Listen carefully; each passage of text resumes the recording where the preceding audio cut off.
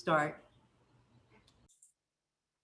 Hey, welcome everybody to this Q and A session for NIH's updates to the Biosketch and Other Support. For those of you who don't know me, I'm Kathy Dunn. I'm one of the operations and training officers in the Office of Sponsored Research. I'm joined by Joyce Abe, another one of the operations and training officers, and we are here to answer any questions you have regarding the NIH updates to the Biosketch and Other Support. A couple weeks ago, we did do a town hall session where we kind of went over those changes. If you were unable to attend, we did record that session. I apologize, we have not shared that out yet. I had a few issues adding closed captioning and converting the video, but I think I have that all worked out, so it should be posted tomorrow. And we will also be sending it out through the OSR Announce listserv if you are on that. But for now, I'm going to open the floor for questions. So there's two ways we can do this. You either can put your question in the chat and we'll read it out from the chat and answer it. Or if you would like, you can also raise your hand and we will unmute you. We've got it locked so you can't unmute yourself and answer it that way. And while we're waiting for questions to come in, I thought I would also just kind of briefly go over the changes for those of you who were unable to attend the training. I have my slide deck open. I'm not going to go through the whole thing, but I thought I'd at least go through the slides that highlights the changes and maybe to ping some questions in the chat. So I'm going to do that now. I'm going to share my screen. But as I said, feel free to add to the chat at any time. So just a reminder that the changes initially went into effect May 25th. They did release a new announcement update that extended the enforcement of the changes to January 25th, 2022. They do, however, still recommend us starting using the new format as of May 25th, 2021 for both Biosketch and Other Support.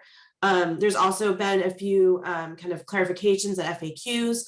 While they're not going to really force the changes until January 25th, it is up to some individual ICs where they may ask for some of the supporting documentation or potentially signatures earlier. So we're going to kind of have to wait to see kind of how GMSs and IC respond. But our interpretation of the notices is that it's not enforced now until January 25th.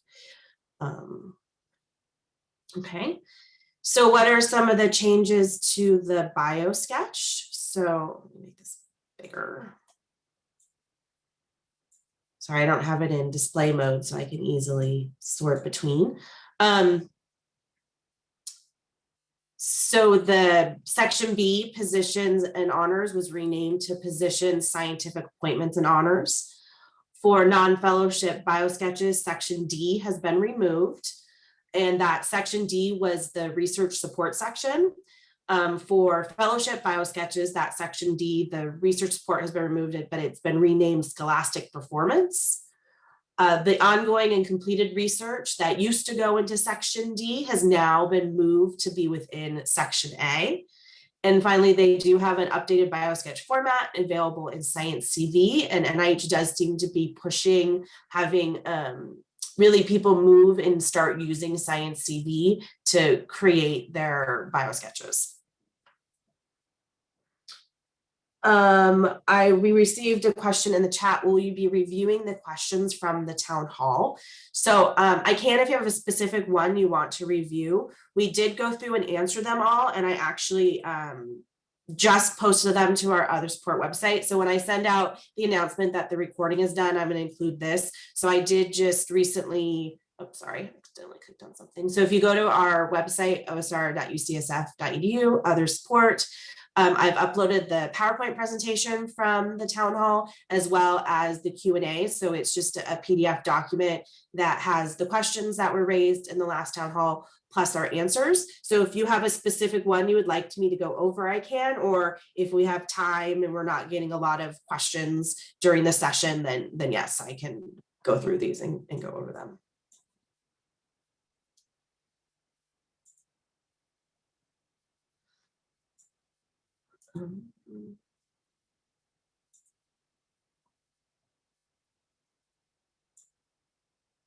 Just double checking nobody's raising their hands or anything. Okay. Then the change, and then if you would like me to go into more detail into any one of these changes, please feel free to put that in the chat. As I said, wasn't planning on going through all the slides. I just kind of wanted to kind of briefly discuss the changes. So here are the key changes for the other support document. They now have a separate project proposal section versus an in-kind contribution section. So they're splitting out what is kind of what we used to think about as kind of the standard, funding awards. And now they have a separate in-kind section. Here at UCSF, we had kind of already created our own template that had something that we call domestic and foreign resources. So really this in-kind contribution section will replace that. It's a similar concept as now NIH is officially asking these things to be separated out. Another change is that we now need to provide active, pending, and completed within the last 3 years. So that is new, the completed portion. Reporting total award amount with indirect costs included. So for the entire project period, you include the total costs. Report calendar months per budget period for the entire project. So you actually list out for each year what the effort amount is. Supporting documentation for foreign support and appointments. So if the faculty member has listed on their other support, a foreign support or appointment where they're receiving in-kind contributions, they have to include a copy of that contract that spells out the appointment. It has to be translated if it's not already in English, and it has to be attached as part of the PDF. Signature of each PDPI and senior key personnel, and submitting updated other support if undisclosed support is discovered. So this is if after we've submitted it, we either the PI realizes they left something off, or department or somebody in OSR kind of realizes something was missing. We just need to go and kind of update that other support and submit the changes to the GMS right away. You don't wait until the next just in time or the next RPPR. You really need to disclose the corrected other support as soon as the discovery is made.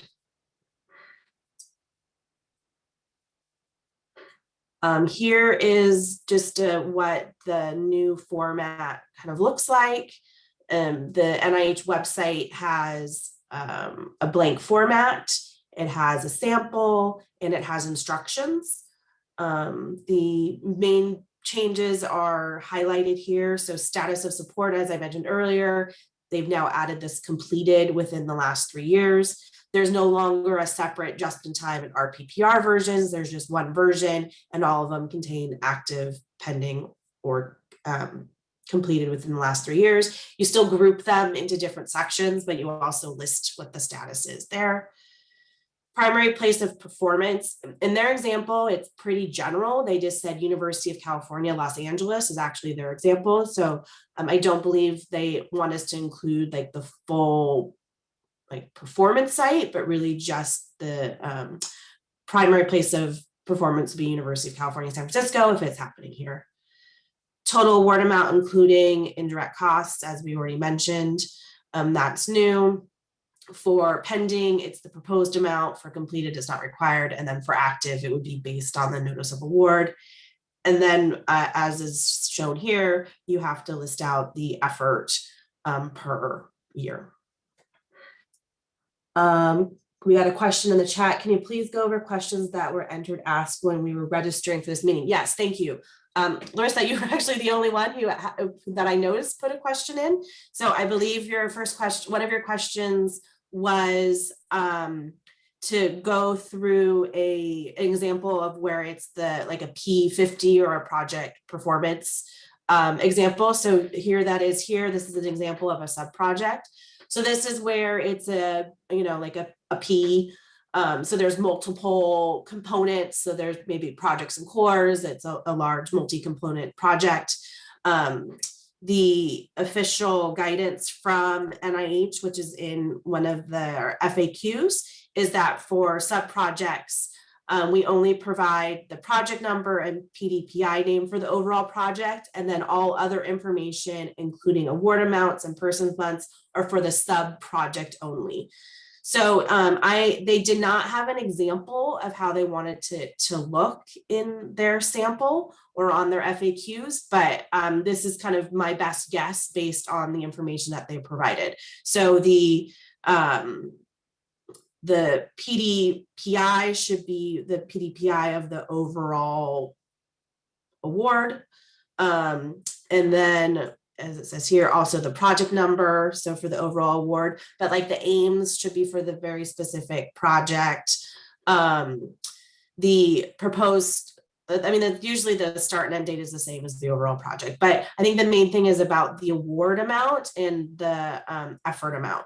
So in my example, I imagined that the person you're filling out the other support for, they're not the PI of the whole entire project, but they are maybe involved in 2 sub-projects, so project 2 and project 3. So I listed both of them separately. It's possible they, you have a person who's only part of one project, so you just list that one.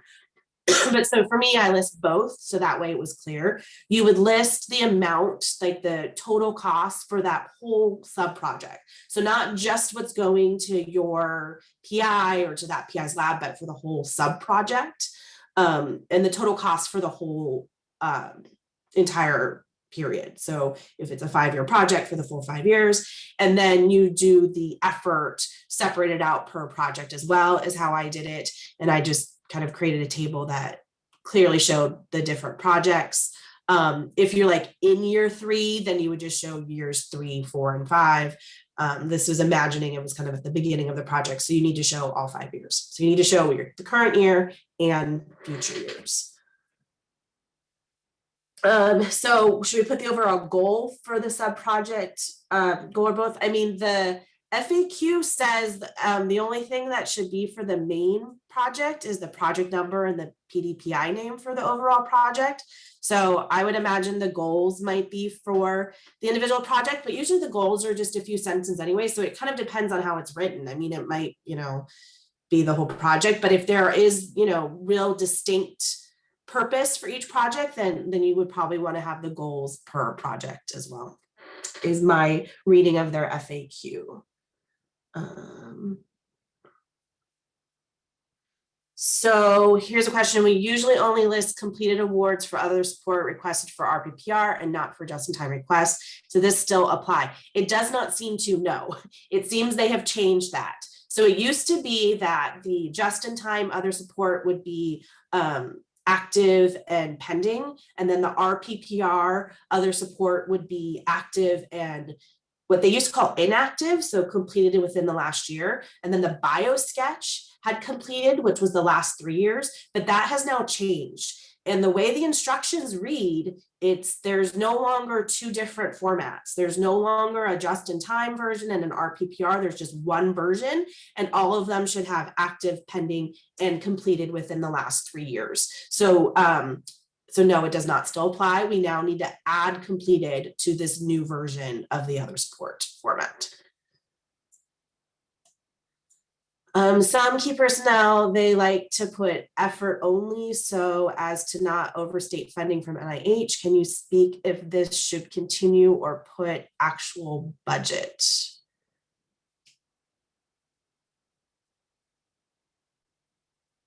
So like effort as needed, is that kind of what you mean? Or effort, or they only put part of the budget that covers the effort amount? Is that what you mean? I can also unmute you if that would help, and then you can describe it. I can figure out how to do it. So okay, I'm gonna, Ricky, do you mind if I unmute you? I'm still not sure I fully understand. Let's see if I can figure out how to do that.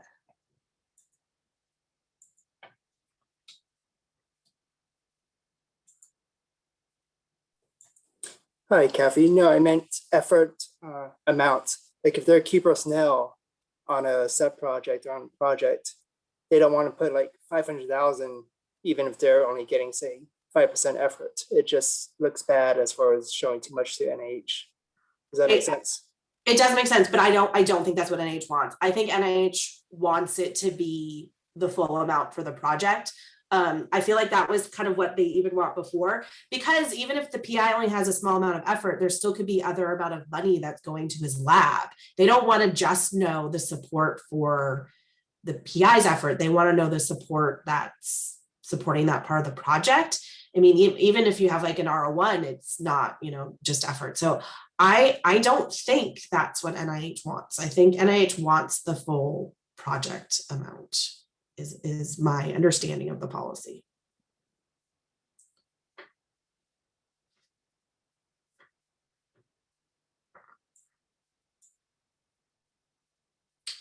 Christopher, did you want to also talk about effort is needed? I know effort is needed is, especially if it's like an NIH funded award, GMSs do push back on effort is needed and they don't like it listed.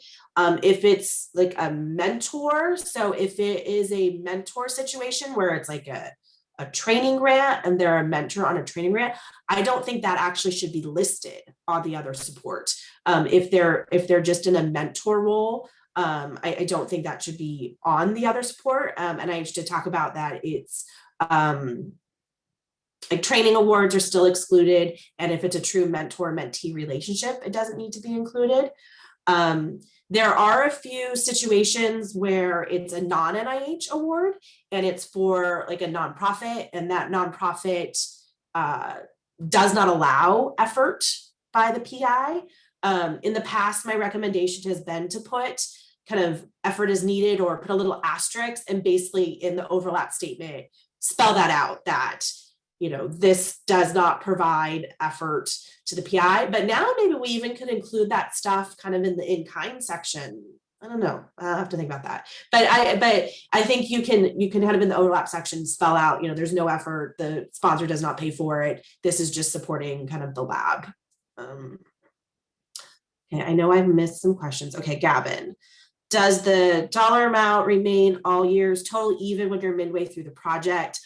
Yes, that is my understanding. So you do remove the prior years of effort level, but I do not believe you change the dollar amount. I believe it's for the entire project, even if you're in the middle of the project. The instructions only addressed it for the effort amount that you decrease, but for the dollar, for the total award amount, it says it's the total work cost for the period of performance.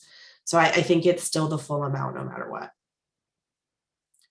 is my interpretation, is my reading of the guidance. If the PI is a recipient of an NIH sub award from another institution, do you still risk the total award amount for the NIH? You should only list the award amount to UCSF. So that's actually my next slide in the deck. So here is an example where it's a subcontract, and this was an NIH FAQ number 18. There they did say that if it is a sub-award, that once again, the project number and the PDI name should be for the prime award, but all other information, including total award amount and person months, should be specific to the sub-award. So in this case, it should be, but it should be for the full sub-award to UCSF. So once again, you shouldn't be teasing out just your PI's kind of effort amount. It should be the full subcontract to UCSF should be listed.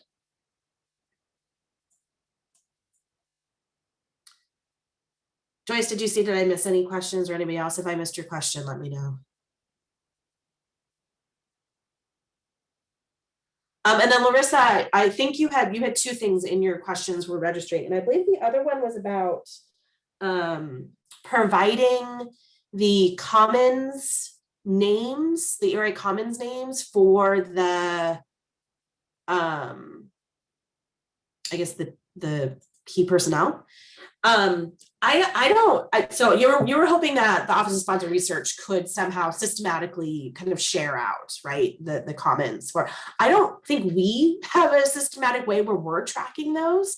I think a lot of times we're getting it from the PI, from what they put on their Biosketch. We can look it up, but we don't have a a system. I can't think off the top of my head how we would do that systematically. It's definitely something I can bring up to kind of our operations and leadership to brainstorm on. You can look them up in ERA Commons, and Joyce, you can correct me if I'm wrong, but we do give some department people assist roles so they can. We give all department people an assistant role. So the PI can delegate to them to work on their RPPR or update their personal profile. Do you know off the top of your head with an assist role, can you search a person's name and find their Commons ID? I think that would be reserved for the AL and SL roles. Okay. So sorry, I guess your role. So I mean, we kind of do it as a case by case basis. That might be something you can check with your RSC about, of whether or not they have a list, but it's not something that the Office of Sponsored Research kind of has a systematic way right now to do that. But I can bring it up with our operations team. We should also submit a question to ERA and see if they can produce a report of some sort. That was the only question I saw that was submitted in advance. If I missed your question, I apologize. It's kind of hard. Zoom is a little weird how you get the questions from advance. So I may have missed it when I went through them. So if you did submit something in advance, please add it again in the chat. I apologize if I missed it.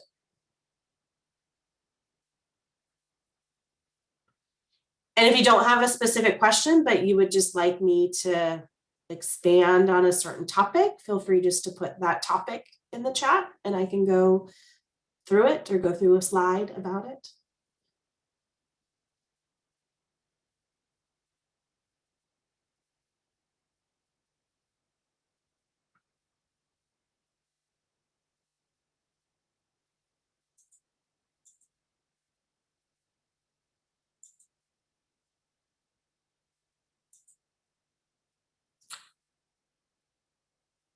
Oh, somebody in the chat said they thought you could search for common IDs because they've had to for the past for 232. That it's possible. I am not 100% familiar with what each user role does, so that would be helpful if you could. Well, to search, you would need the manage accounts, the role that can manage accounts. So if you could access manage accounts, then you could search for it.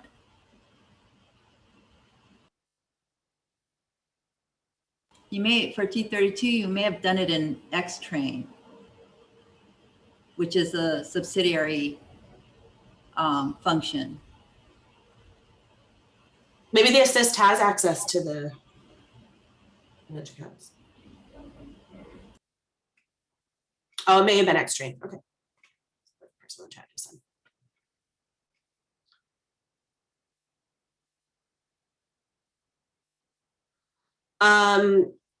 So Gavin, your question, prior session, what other resources might need to be listed? Was it said that MTAs need to be listed? Yes. Material transfer agreements. Well, assuming it's us receiving the material transfer, then yeah, because anytime we receive a material, that would be in kind. So that should go in the in kind section. So the in kind section includes any materials that are received. So if the PI is receiving some type of materials that helps them with their research endeavors, then it should go in the in-kind section. How will signatures be gathered for the OS document? Is there a template folks can use? Well, the NIH has a template. So the NIH template is here. So it is can be downloaded from their website, and we have links. And they just have at the bottom a signature. So at this point, I feel like probably the easiest way is to do Adobe kind of PDF signatures. This point, it's we have it as the responsibility of the department to gather those signatures since they're the official owners of Other Support, and then to be providing it once it's been signed kind of in a flattened PDF version to the Office of Sponsored Research. And then OSR will have to compile it all because we'll have to be gaining the different other support from all the different key personnel. But I don't know of another template. The template's kind of based on NIH and then either using, converting it to a PDF and having it signed. They said electronic signatures are okay. So I think there's a couple different ways you can gather that electronic signature, just as long as it's there. And then they did say, NIH did say that the original version before it's flattened does need to be saved by the applicant organization. We're also going to leave that up to the department to determine how they want to best save those, since they'll be the ones that are kind of gathering it.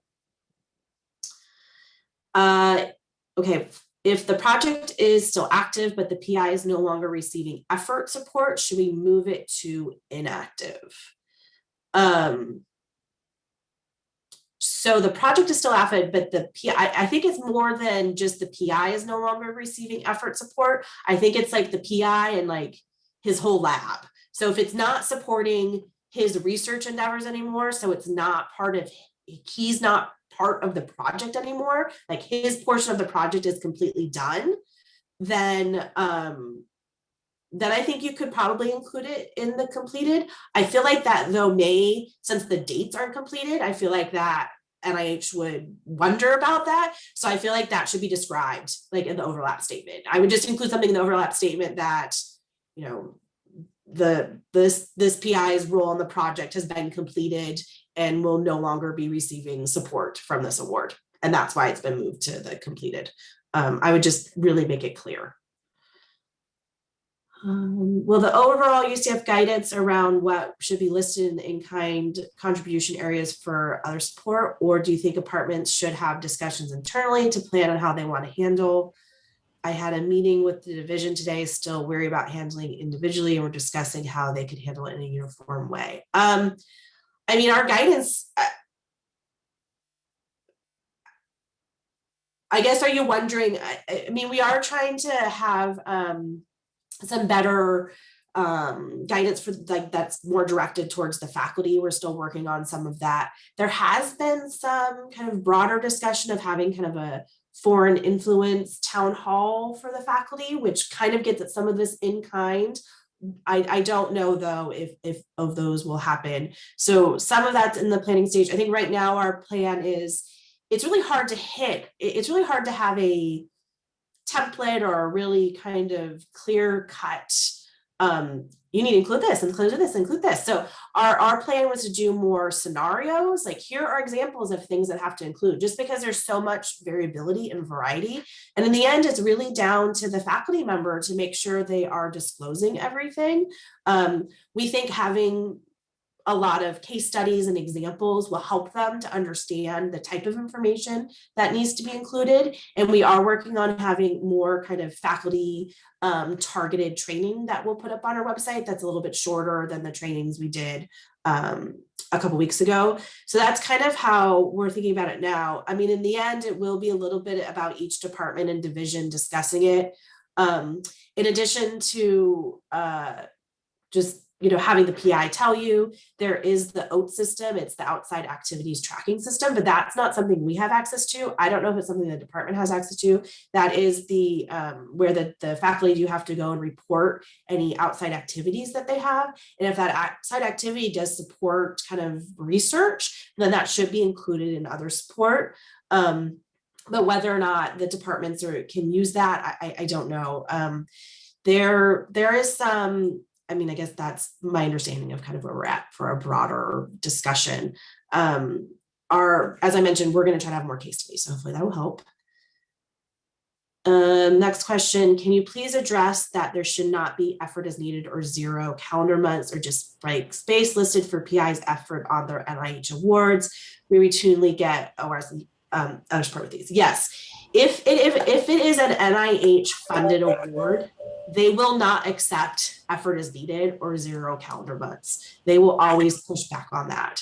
The only time you would ever be 0 calendar months or effort is needed really is if you're an other significant contributor. And I'm not sure other significant contributors should really even include this on their, if a person is an other significant contributor, I don't think they should include that award on their on their other support. So there should never be a time where your effort is needed or 0 calendar months when it's an NIH award. Now, I mentioned earlier, there are some exceptions if it's like a nonprofit and that nonprofit does not allow for salary support, we do usually try to avoid putting down a specific effort amount then, because then you're kind of, we want to avoid any appearance of cost sharing, because if we're not charging that effort to the nonprofit sponsor, we don't want it to be cost sharing. But I have heard of GMSs even pushing back when it's a non-NIH award. So I do recommend, at least if it's a non-NIH award, describing that the sponsor does not pay for effort and this is just supporting the lab endeavors. But yes, for an NIH award, it cannot be zero. GMSs always push those back and they don't accept them. Kathy, do you see a question from Herman Ma? Yeah, I'm just getting to that one. Okay. I have like 5 more now in my stream. How do we determine the tier in the effort table? For example, one of the words starts 7/1/21. Should I, it should be listed 2021. So the example NIH gives for, let me pull that up. Here is, here's the other support sample that NIH has. So the question was, what years do you list in here for the effort amount? So you can see in this example, it started March 1st, 2021. And so they put 2021 in the year. Here's April 1st, and it's still, I mean, it was 2017, but then the other dates. So it looks like they're doing it based on the calendar year of the start. So here it's October 1st, 2021, and they did 2021 as the year. So it should be the year that it starts. Yeah, does that make sense?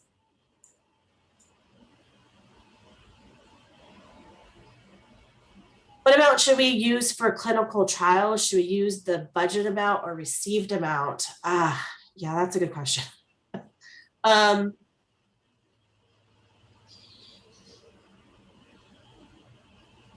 That's a tricky one that I feel like we at UCSF have never come to a consensus on or have fully decided on. I mean, when we did the other sport training in 2015, this was brought up and we tried to have some discussions around it, and I feel like it never fully materialized. I'm gonna get back to you on that one about clinical trial budgets. As I mentioned, there's been some back and forth. I think a reasonable amount of what you think the budget is going to be, but let me talk with our leadership and see if they have any suggestions or thoughts on it. I feel like for Office of Sponsored Research, we can be a little bit, this could be a conversation with the department too, and a discussion on how we want to present it. I think the most important thing is that if NIH comes back and asks questions, we can justify the decision we made. As of now, I don't think UCSF has a firm policy on what we think it should be for clinical trial budgets amount, and I will discuss and get back to you. And we'll put it up on the website too as an FAQ for everybody. PI has no effort paid from the project during the no cost extension. How do you include in the other support? I don't think you should ever have no effort paid in a no cost extension. Even if it's in a no cost extension, there still needs to be money left in order for there to be a no cost extension. NIH does say that we no longer need prior approval for reducing effort in the no cost extension period, but I don't think it can go down to 0. If you're the PI, part of the definition of being a PI or a key personnel is having measurable effort. I think if it goes down all the way to 0 in a no cost extension, that's problematic, because if they have no effort, then they're not doing anything on the project. If they are doing something on the project and they're not charging NIH, that's cost sharing. I guess it could be uncommitted because we haven't committed it, but NIH is still expecting there to be some effort during the no cost extension period. It can be reduced, but I don't think it can go all the way down to 0. And then I would also make a note that it's in no cost extension. I think it does not hurt, like for the proposed start and end date, to just put NCE kind of after it if you're in it, or even maybe down here at the year now, put NCE, just so NIH is aware that it's in the no cost extension. I do think it should still go into the active part. And I think the calendar months as I said, I don't think it should be 0. I think there still needs to be some effort, but it can be reduced. If you don't know the total amount that will be awarded for all 5 years of the award, should we just use the current amount awarded so far? I guess yes. If it's an NIH award or a federal award, typically they will give us the projected for all 5 years. Okay, I'm going to change my answer to this, where I just said yes. For same thing holds for federal, NIH, things like that. It should be in the notice of award what the anticipated is for all 5 years. We might not, they only award 1 year at a time, but they usually have what the future years will be. So it should be based on that. If it's not, and it's like a nonprofit, or if it's a sponsor that has not kind of told us what all 5 years are, I would actually maybe do what the proposed is. Like if we think we're going to get the 5 years, they've only given us the award for the first year, but we anticipate we're going to get future years.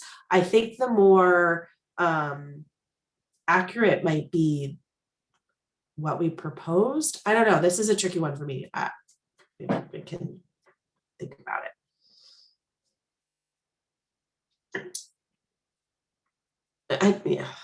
I'll think about that and we can answer more. I feel like if it's a little tricky if we only get the current year, but we know we're going to get more. Elena put a nice link inside the chat. So for people who want to know about NCE and keep, oh, thanks. Hopefully it's what I said.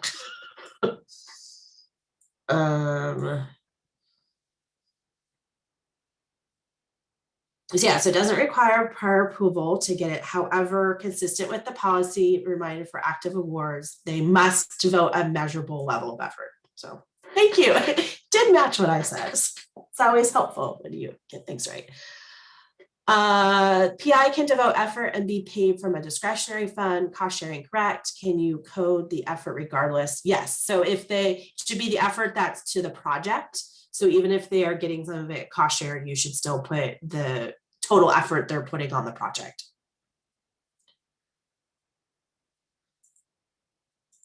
And did I miss any?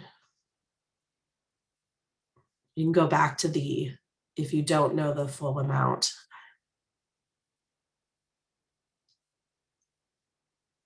I feel like the argument can be made either way. So if I'm going back to that, the 5 year amount, should we just do the currently awarded or proposed? The NIH instructions are for active let's look at the actual instructions. I know they said for active, it should provide the total amount for the period of performance, including direct costs. For pending, you provide the proposed, and then for completed, it's not required. So I guess that would kind of be current amount if they don't have all the future years in the award document. So I think the argument could be made, you could do the current amount, but it really, if the award has future years and those are listed, include all of those.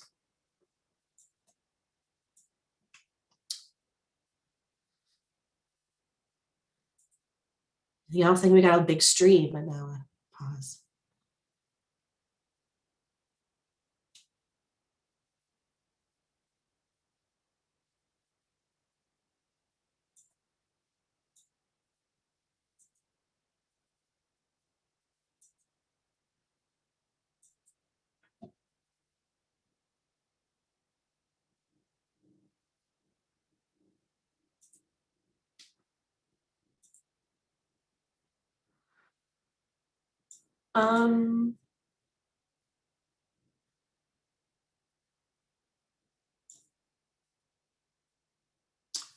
We can go through some of the questions from the session. I do actually want to go through.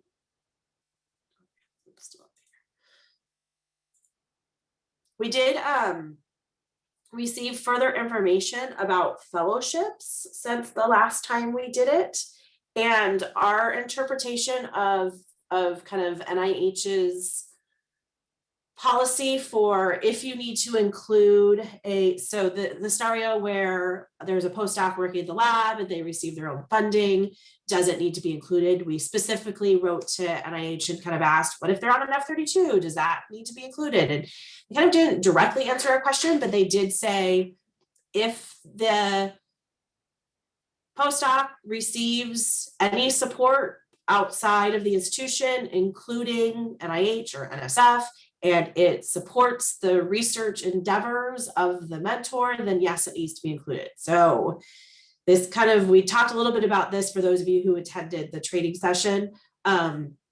If there is a student, postdoc, visiting scholar, anybody like that within the lab, if they have their own funding, that needs to go in the in-kind section of the mentor if they're working on a project that supports the overall kind of research of that mentor. So if it's like a larger project that kind of overlaps with what other people in the lab are working on and it supports the overall research endeavors of the mentor, then that does need to be included in the in-kind section.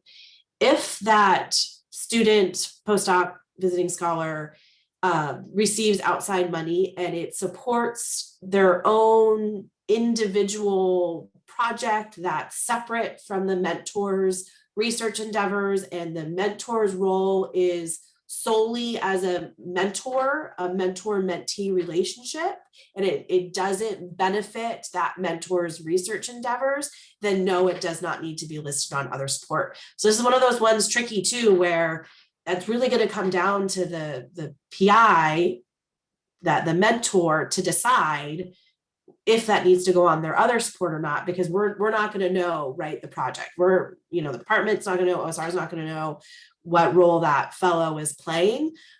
So it really, they need to make that determination if it's solely mentor-mentee or if it does benefit their research endeavors. I feel like we should err on the side of caution and add it if we're not sure. That seems to be NIH's guidance as well, that if you're unsure, to add it. So the response we got from NIH was, doesn't matter if it's, a federal or F-32, if it's supporting the research of the mentor, then yes.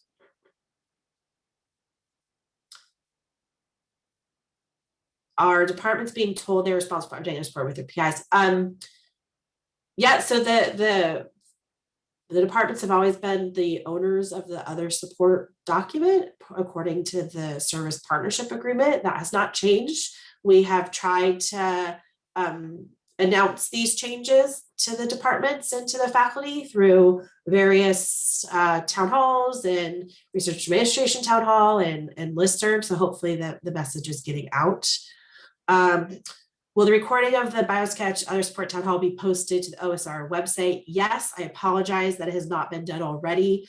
I ran into a little bit of a snag because I have to add closed captioning if we're going to post it on a public website. And that took me a little bit longer than I thought. I thought it was going to be up today, but it's taking a little bit longer for me to convert it. So it should be done tomorrow. The closed captioning is done. Everything's done. It's all edited. I just need to convert it into the right format and upload. Unfortunately, the converting takes like 5 hours. So. I feel like I missed a question. The instructions state that the actual effort should be reported. If the PI effort has increased or decreased, would the effort we report be an average up to that point, or just the current effort at the time of reporting other support? Yeah, great question. I feel like this is another thing we've kind of gone back and forth with UCSF of how we think it should be reported. I don't feel like NIH has extremely clear guidance. Our recommendation is to do a snapshot of what the other support is like right now, what their effort is right now. The reason why I recommend doing a snapshot is because I feel like it eliminates problems that arise and if you're trying to do an average across a whole year, because if you're trying to do an average, then the question becomes, okay, well, how are you averaging all of the awards? Are you doing it by the same year? You're doing each project period, averaging each one separately, and how does that overlap work, or how do you make sure you're not over 12 calendar months? So my recommendation is to do a snapshot. If it's currently in like a snapshot where you are it looks like the effort's been reduced by more than 25%, and it would have required prior approval. My recommendation in the past has been to add like an asterisk and add a little note that says, you know, over the course of the year, it will average out to 30% or whatever the effort is, just to show why we're not requiring prior approval. I have heard that sometimes that's successful and sometimes it's not. So in the end, if you do have a PI that has an effort that fluctuates widely, while the OSR's recommendation is to do a snapshot, in the end, the department is the owners of other support. And if you choose to do some type of average, I think that's could be acceptable to NIH. You just want to be able to make sure you're not over the 12 calendar months and that you can justify it if they ask. Like if they come back and ask questions about the effort, you have to be able to explain how you made those calculations and why you did the effort the way you did it. So yeah, while our recommendation is snapshot, I don't think that's something that is a hard and fast rule that there's no flexibility on it, if that makes sense.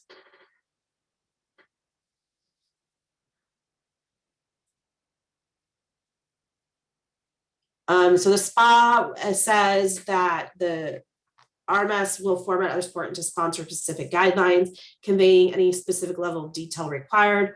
Will RMS help with the conversion to the new NIH format?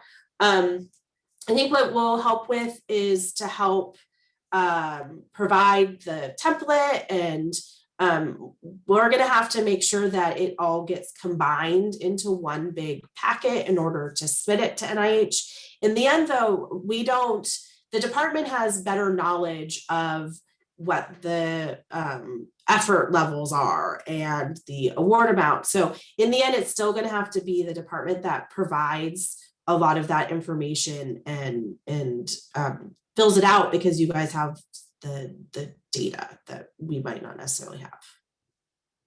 That makes sense.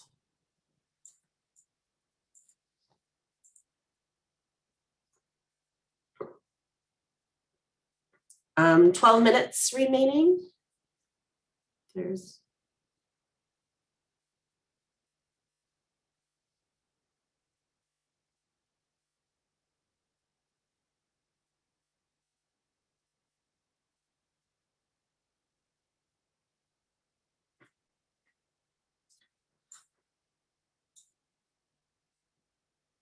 so we have a lot of information on the other support FAQs here about those visiting scholar postdoc things, if you have any questions about that. I believe we talked about no effort, so I do want to bring up other significant contributors. Doesn't need to go in kind, so we don't think other significant needs to be included on the other support for the person being mentored as an OSC are included in the part of the grant, so it doesn't need to be listed again in the in-kind section. And a person who's acting as an OSC does not need to list it on their other support unless it's somehow contributing to their research endeavors. But if they're truly kind of an OSC where they're just advising and mentoring and providing some guidance, that it probably isn't contributing to their research endeavors and would not need to be included. So it kind of really depends on their role.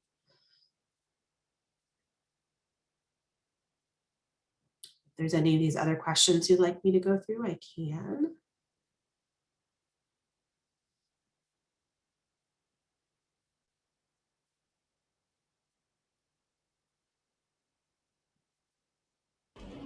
Kathy? Oh, yes, there, see them.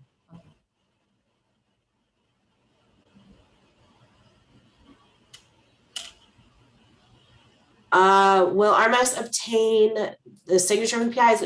No, let me go through the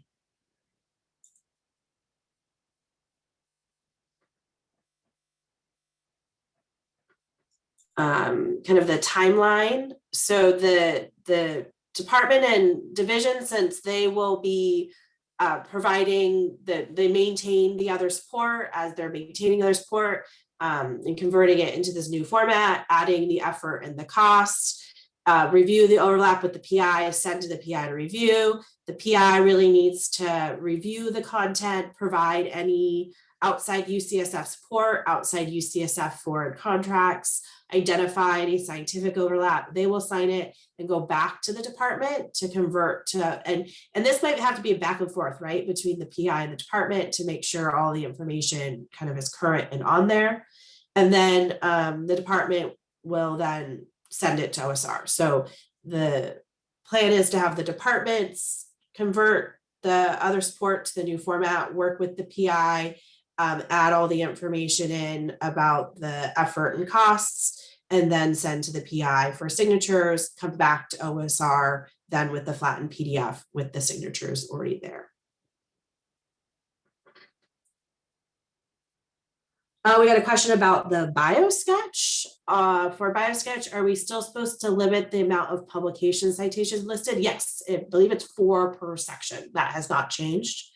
The Biosketch, yes. Here are the instructions. I know it's for the personal statement. I think it's 4 for all.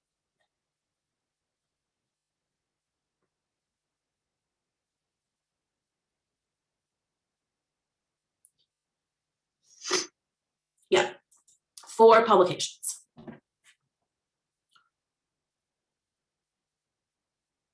That's for each contribution, so.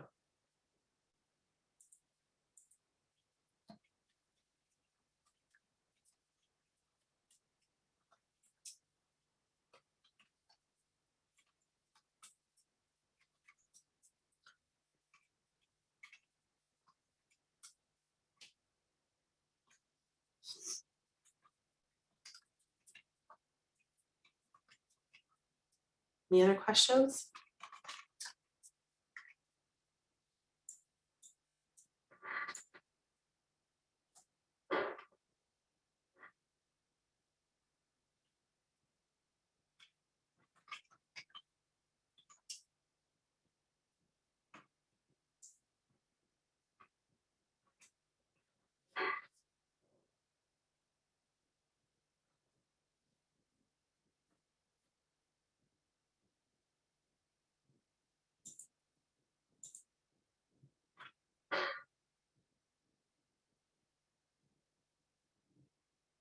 Good news is we have till January.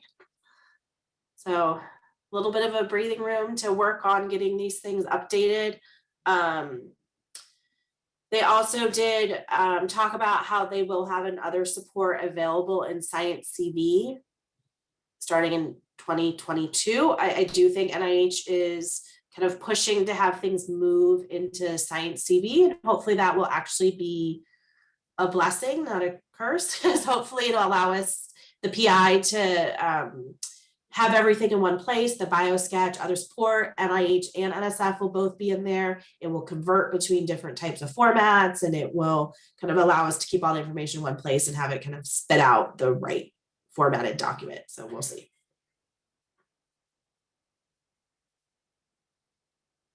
A question, is it okay to have a mix of new and old format bios, Other Support up until January? Yes, because it is encouraged to start using the new format, but they're not enforcing it. OSR will follow the same practice when we get these things from the department and the PI. So yes, we're okay submitting a combination of old and new formats.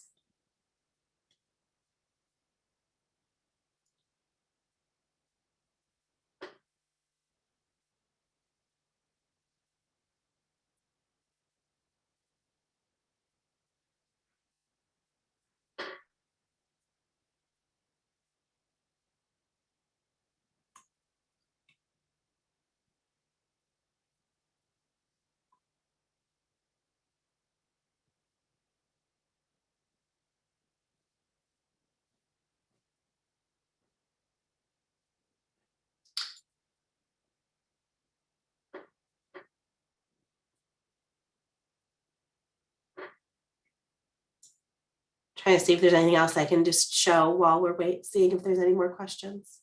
I'll just go back to the changes.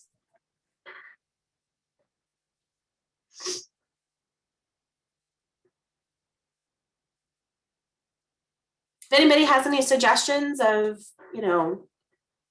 training material they think would be helpful in the future to have, or any feedback, feel free to email OSR info. We're always happy to hear comments and feedback. And if you just have any additional questions too about guidelines going forward, or as you're starting to create the other support, you can also feel free to reach out to OSR info at ucsf.edu. Let me put the contact us screen up. We'll try to keep adding additional information to the other support page and the Biosketch. We have an other support page and a Biosketch page on our public site. We'll add additional information there. But yes, if you have any questions regarding policy, feel free to reach out. Me, Joyce, and our newest operation training officer, Cassie, rotate monitoring that box, and hopefully you'll get a response within 24 hours or so. Kathy, there's another question. Oh, thank you. Please upload the videos. Yes, sorry. Yeah, I'm saving this one in a different way, and so it'll be easier for me to do the closed captioning and establishing it. So this one will be up also within a couple of days, but the original one should be up tomorrow. And if it's not, I will just post it without the closed captioning so people can have it, and then I'll keep working on the closed captioning and fix it later. We're just not supposed to have those things on our public site for accessibility reasons. There's a question about says. On other support, completed support, it's last 3 years. Yeah, it is last 3 years, not just the last year. That's one of the things they've changed. So it used to be for like the RPPR, just for the last year, but this new version, it is the last 3 years, completed for the last 3 years. It's what they specifically request in the instructions. I believe the reason why it's that way is because they're trying to, as the whole reason why they're doing this is to align with other federal agencies. So I guess there was this Office of Science, Technology Policy Joint Committee on Research Environment that got together and made recommendations. And so I think they're trying to make it align with other federal agencies. So this actually does look a little bit more kind of like the NSF and DoD, some of the things they asked for. And so I think they're trying to have it be all similar. And so maybe that's where the 3 years came from. I don't know. It used to just be we did the 3 years on the Biosketch, but now they're asking for it on the other support as well. Tiffany has a question. Should we recommend our PIs use Science CV for their NIH other support pages now? The other support is not in NIH.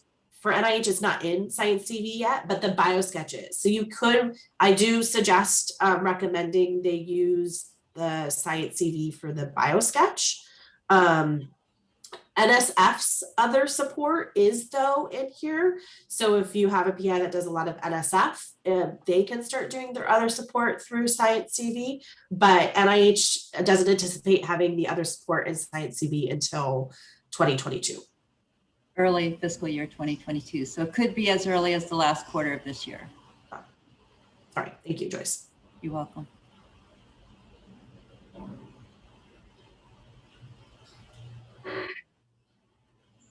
And we'll also try to have some more kind of guidance about Science CV on our website.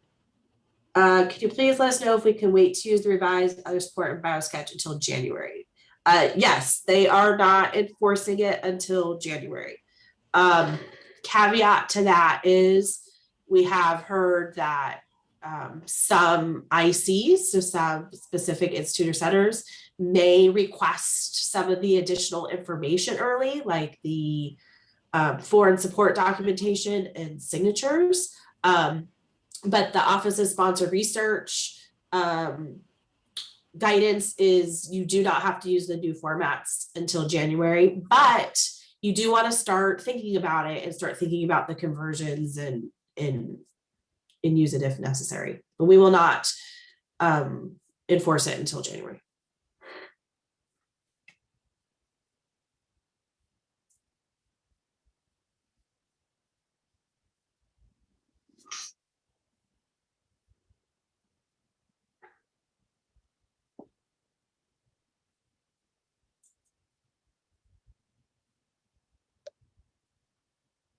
So Elena in the chat provided to me, so I'm going to share it though, about NSF does have slightly different rules. So I do want to point out what we've been talking about has been for NIH. For example, NSF, some of their in-kind stuff is different because they only required it if there is a time commitment, while NIH does not have that same policy. But this her thing was about number 8, about the split years.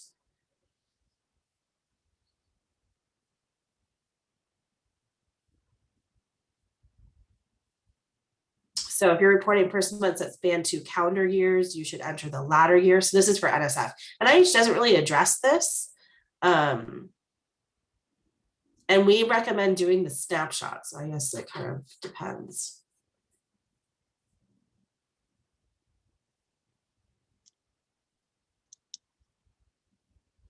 Why would you be? Okay, this is interesting. NIH was definitely in their sample was doing the first year for at least the year you put in.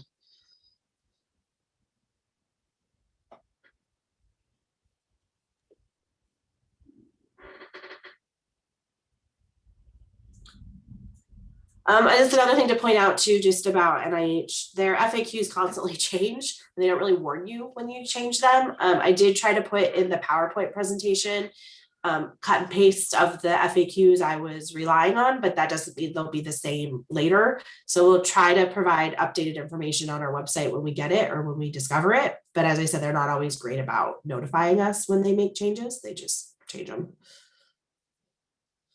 This is based on our current interpretations of the FAQs and guidance that has been provided so far.